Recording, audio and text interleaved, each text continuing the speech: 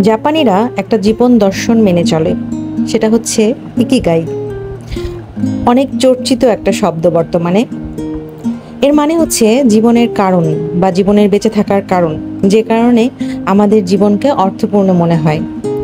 আচ্ছা ভাবেন তো, যে কাজটা আপনার করতে ভীষণ ভালো লাগে, আপনি কাজে দক্ষ, আবার আপনি মনে করছেন যে হ্যাঁ এই কাজটা আপনার জন্য যেমন ভালো লাগার বিষয়, তেমনি পৃথিবীকে কিছু দেওয়ার মতো, মানে পৃথিবী এই কাজটা থেকে উপকৃত হতে পারে, আবার আপনাকে এনে দিতে পারে সম্মান এবং রোজগার।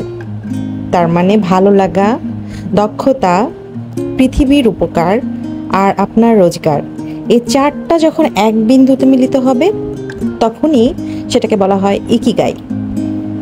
জাপানের ওকিনাওয়া দ্বীপে একসময় দেখা গেছে পৃথিবীর সবচেয়ে বেশি দীর্ঘজীবী মানুষরা বসবাস করে।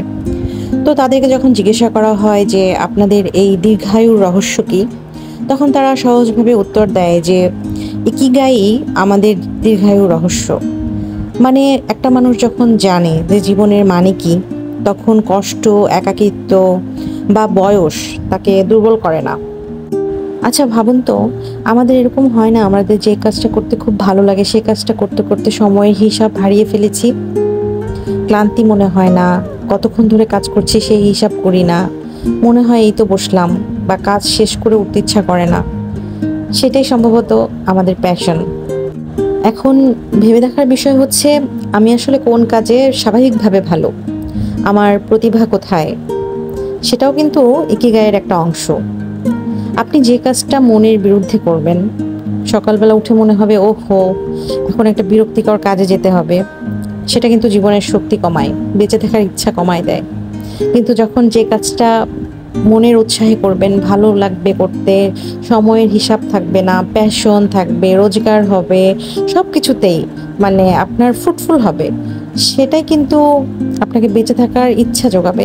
আপনার বয়স তখন ম্যাটার করবে না। এখন ভেবে দেখুন তো, আমরা কজন জীবনের সত্যিকারের আনন্দের কাজ করি, যেটা থেকে আমরা তৃপ্তি পাই কিংবা পৃথিবীতে অনেক অবদান রাখতে পারি?